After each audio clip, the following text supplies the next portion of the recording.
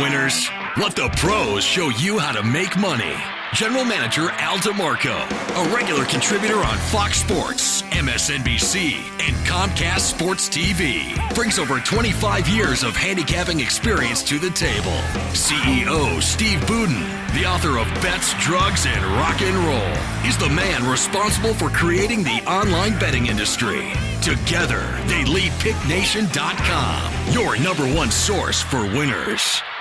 Welcome back, everyone, to the final 30 minutes of the Pick Nation Report, where we join you every single Sunday and break down your pro football games from a point spread perspective. I'm Al DeMarco, along with Steve Budin. I've been a professional handicapper for over 25 years. Steve, former bookmaker. We have the yin and yang in terms of analysis because we look at games two different ways. I look at them from a personnel standpoint. You look at them from being on the other side of the fence. Yeah, well, I'm definitely the yang when it comes to this one.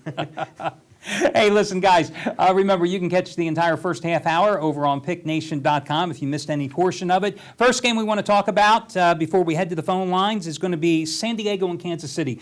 Biggest number on the board, 14.5-point choice, but for obvious reasons. Kansas City blown out in their first two games here, losing by a combined 79 points and losing two critical key players as well. First game losing their star safety, Eric Berry, and then last week losing their 1,000-yard rusher, Jamal Crawford.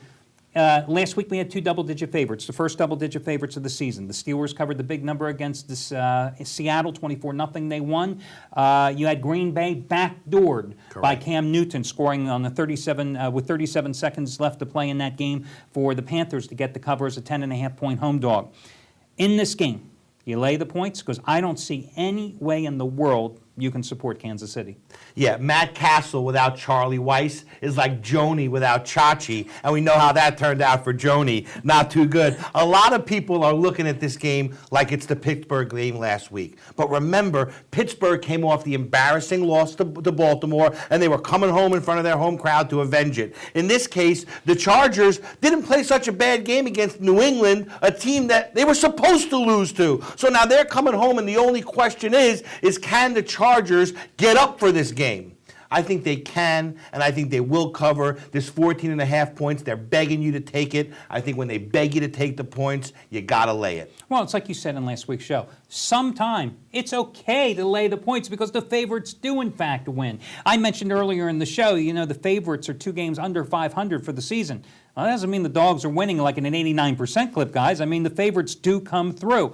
And in this particular game, I think that one of the things that perhaps makes people a little leery about the Chargers is that in Norv Turner's tenure with San Diego, first 3 games of the season, the Chargers are 4-9-1 against the spread. They've historically been slow starters, but coming off the loss, and a loss that last week, really, they gave away the game. 3 times they were within New England's 35-yard line. 3 turnovers led to 17 points for the Patriots. I mean, you just can't make those type of costly mistakes and give up that many points to Tom Brady and expect to win, especially when you're in Foxborough. Yeah, I agree. I think they're not off to a slow start this year. I think they're off to a good start. I think they'll play well in this spot. And the other thing is, remember, first game at home, they found themselves lethargic, 17-7 down at halftime to Minnesota. I got to think they're going to come out a little more inspired coming off the loss in this one, and Turner will have his troops ready.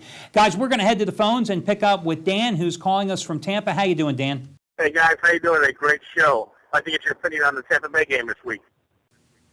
Tampa Bay, okay. Well, Tampa Bay's 1.5 at home against the Falcons. And, you know, we all know that, and Dan knows because he's calling from Tampa, that Tampa Bay fans don't go to Tampa Bay home games. But I got news for you. Neither do the Tampa Bay players. So in this one, the Atlanta Falcons, way too good of a team to be getting points in this game. They should be laying points in this game. I think it's the wrong line. I don't understand it. I'm going to go with the Falcons and take the points here. Well, you know, they're the underdog in this one because they didn't play that well against Philadelphia. If not for the Eagles turning over the ball and also losing Michael Vick, I think Atlanta would have lost at home. They played horribly defensively in both their first 2 games. And, of course, they opened the season on the road at Chicago, losing 30-12, totally manhandled. What's really surprised me about the Falcons here is Matt Ryan's played well, considering that he's been on constant attack. I mean, the offensive line really hasn't given him too much protection through the first couple of games. But, you know, this Tampa Bay team, you alluded to it. I mean, they cover on the road all the time. Yes. They've covered 10 of their last 11 on the road. But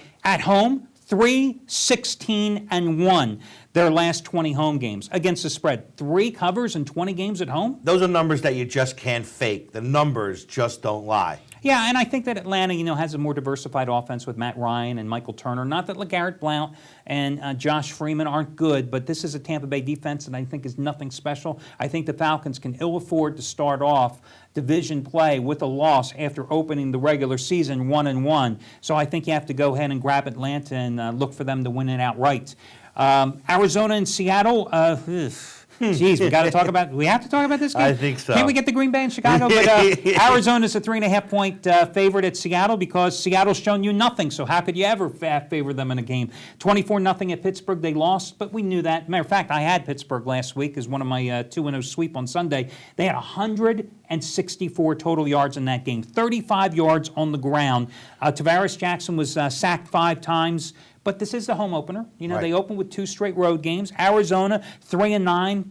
Their last 12 against the spread on the road, despite getting the cover in that 22-21 loss at Washington last week. Kevin Cobb's played well, but this defense, they've given up, I think, over 930 yards the first 2 games. Yeah, and they're banged up.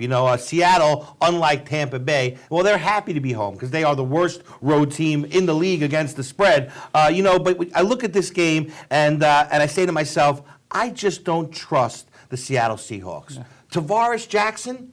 Do I got to say that again? Tavares Jackson? And I think that's 3 times too many. Yeah, not a chance here. I'm going to go with Kevin Cobb and the banged-up Cardinals over the Seahawks. I like the over in this game. It's sitting at 43. 7 of the last 10 meetings have gone over. The Seahawks are 14-5-1 over since Pete Carroll has taken over the team. Of course, new quarterback. Is expected to have Sidney Rice available today. He was their big acquisition, the former Minnesota Vikings star, missed the first 2 games. I think that gives him a comfort level when he's dropping back because Jackson also from Minnesota as well. So I think the over is the way to go in this contest. Best game, though, at this late day card is going to be Green Bay and Chicago. You've got the Packers -3.5, the over-under 45.5. Packers did not play well at Carolina. Not only did they get backdoored, but they were down 13-0 in that game before rallying for the 30-23 win. They've got some defensive concerns this year after getting shredded by Drew Brees and shredded by Cam Newton. Yeah, well, these teams play each other tough historically. They split out the home games last year, and then the Bears lost the playoff game barely in the end to the Packers. I think the problem with the Bears is that their offensive line is non-existent. Cutler's spending way too much time on the ground, and he's going to have a concussion any second now. I think the Green Bay is going to take advantage of that. I think they're going to rush like crazy. They're going to look to knock his butt on the ground. I think that's going to be bad news for Chicago. I like Green Bay here.